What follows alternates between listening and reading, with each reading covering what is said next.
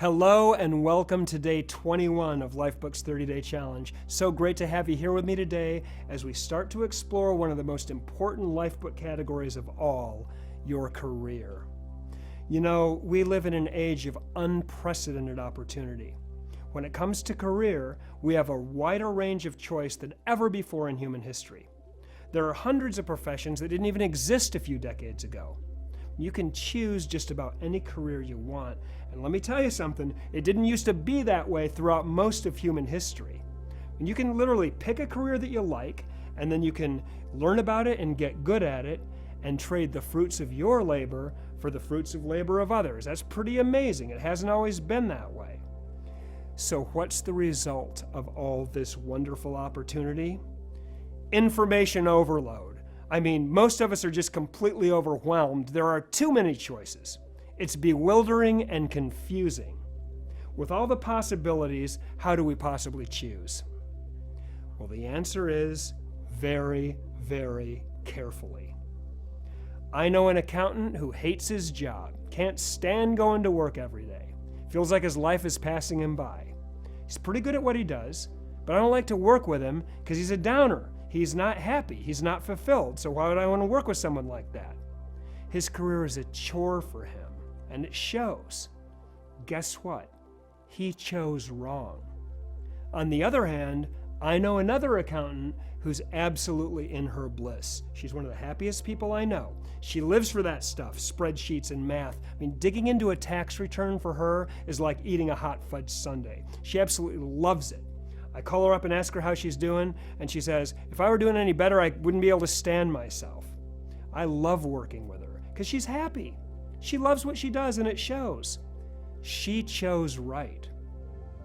But you know, that's not always the case. It doesn't always work that way, right? A more common story is, someone starts off young, full of dreams, full of ambitions, meet someone you love, get married, have a kid, take a job to pay the rent.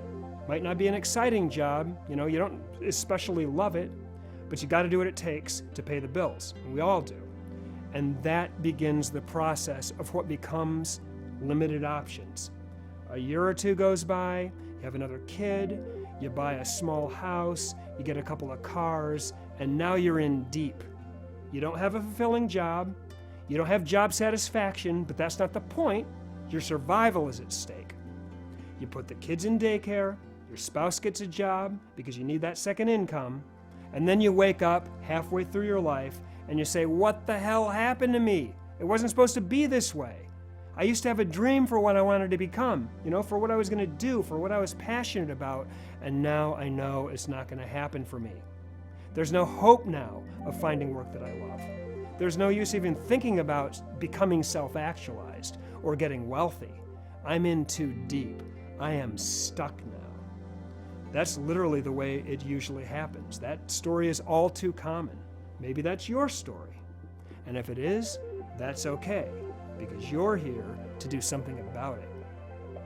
I want to share a clip from the Classic Lifebook program now that'll shed some light on how to navigate this critical category of our lives. Take a look.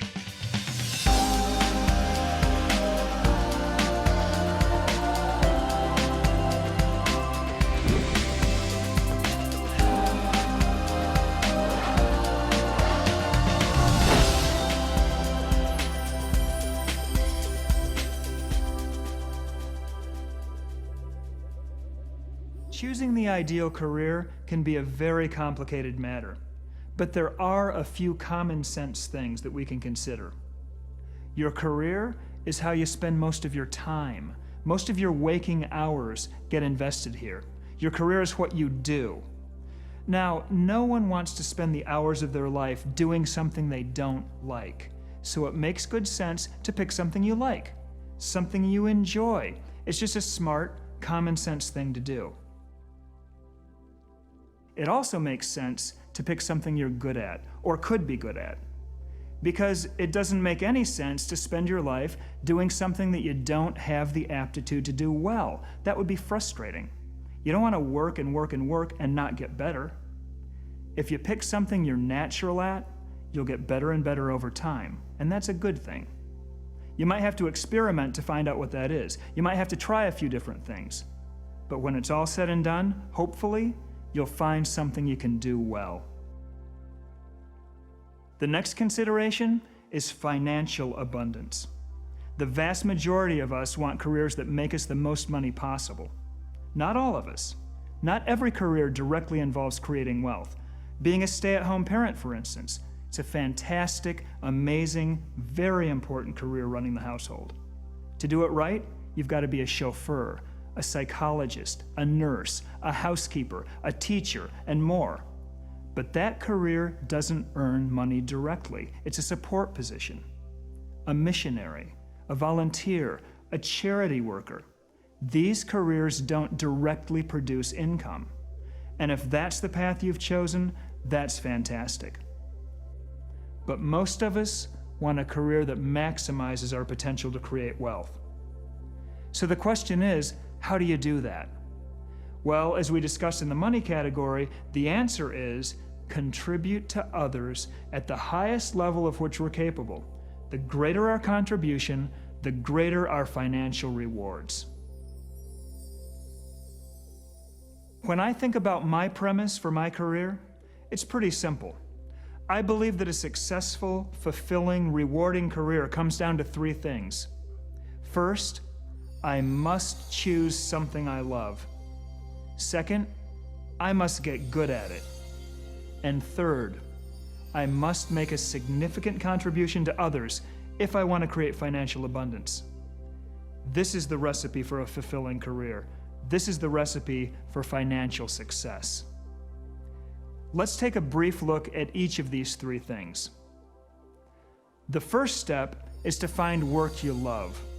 Discover what's inside of you that's the best and highest possible use. Find your unique talent, then develop it. Now, this takes work. It takes practice. It doesn't just fall out of the sky and into your life. But if you can discover what you could be great at and then apply yourself, that's the beginning of your dream career. Loving your work just gives you a huge advantage. You want to do it. You want to get out of bed every morning and go to work. You bring passion, joy, enthusiasm to your work. That creates energy. When you have passion for your work, every day is exciting. Every day is a joy. Every day is a blessing. You automatically bring a new level of thinking to your work. When you love what you do, success tends to come naturally. The second step is to get really good at what you do. Develop competence, develop expertise. If you're competent, if you're an expert at your job, that means you can deliver the goods. If you're good at what you do, people will seek you out. They'll want to deal with you. You'll be more successful. Being good at what you do gives you self-esteem. You feel good about yourself, which makes you want to do even better. I think that everyone has the potential to have a fulfilling career because everyone has the potential to be good at something. We all have the capacity to develop a valuable, unique talent or ability, don't we? Find your talent, then develop it. The third part is this: that talent serves a need somewhere for someone. You must find a way to contribute. Find the need and fill it. When you can match your talent to the needs of others, that's the way to create wealth. If you make yourself valuable to people, they're going to pay you for what you do. Ask yourself, how can I use my talent to help? What can I contribute? People with their minds set on what's in it for me, what am I going to get out of this, what are you going to do for me, they're going to have it rough. They're missing the point. They just don't understand the recipe for a life of abundance in all 12 categories. The question to ask is this: how can I use my talent to help others? People who are wealthy have discovered and developed their talents and figured out how to match those talents to the needs of others. That's my premise. That's what I believe about career. Choose right. Choose something you love. Choose something you're good at. Choose something that contributes to others. If you do this, I believe that abundance will flow in your life.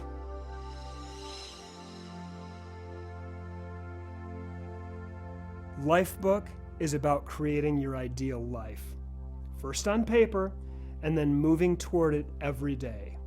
It's an iterative process. If you aren't where you want to be in your career right now, you don't necessarily need to take an axe to your life and chop it all down immediately. You don't need to put a ton of pressure on yourself to make huge changes tomorrow. You can definitely approach it more gently than that if you want to. Just getting in touch with what you want is the foundation that begins the Lifebook process. And sometimes that takes courage, because most of us are so covered up with what happened in our lives that we don't even really remember what we want anymore, if we ever knew in the first place. It doesn't hurt anything to take a look at what you really want. You don't necessarily have to tear your life apart. But then again, maybe you do. I don't know. That's up to you to decide. Before I leave you today, I just want to ask you a question that is going to get you thinking about tomorrow's career exercise. How did you choose the career that you're in right now? Did you consciously sit down and think through all the pros and cons and decide, this is what I have the potential to be good at, this is how I love spending my time, this is how I can make the most money, this is what I want to do for the rest of my life? Or did it kind of happen by accident? Did it sort of evolve over time? Did your parents push you into it? Did you choose it for the money? Don't let fate make this decision for you. Don't let your parents make it. Don't let your teachers make it. Don't let anyone else decide this for you. Don't even let money be the most important thing. Happiness is the most important thing. You want to do this consciously. You may want to choose a career out of genuine interest, one that gives you joy and fulfillment and excitement and above all, happiness. Because usually, that's where financial abundance is going to be found anyway. It's been said that if you're doing work that you truly love, you'll never work a day in your life. There's nothing better than doing work you love. Just getting connected with what you love is so important. Even if it's not what you're doing full time right now. Just knowing what makes you feel excited, what makes you feel fulfilled and passionate, can begin the process of positive change. Just being aware of the goal of earning a living doing what you love can be very, very powerful. Now look, I'm not suggesting that everyone can find work that's just so fantastic that they jump out of bed every single morning with a huge smile on their face and race out the door to make $1 million by noon by saving the world. That's probably not realistic. But if you're at least connected to what you really, really enjoy doing, if you know what that is, you're going to start to look for ways to do it. You'll constantly be scanning the environment for ways to contribute by using your talent. You might start to experiment with it, maybe on weekends or on evenings after you get home from your day job. You'll look for a way to eventually convert it to doing it full time. Thoughts become things. Remember that. You may wake up one day and find yourself in your dream career. Wherever you are right now, whatever you decide to do, find out what you're good at and what you love. Connect with the best that's inside of you. Really nurture your gifts and get good at your talents. Tomorrow, we're going to go deeper into this foundational category of your life. Until then, have a great day, and I'll see you tomorrow as we explore your career together.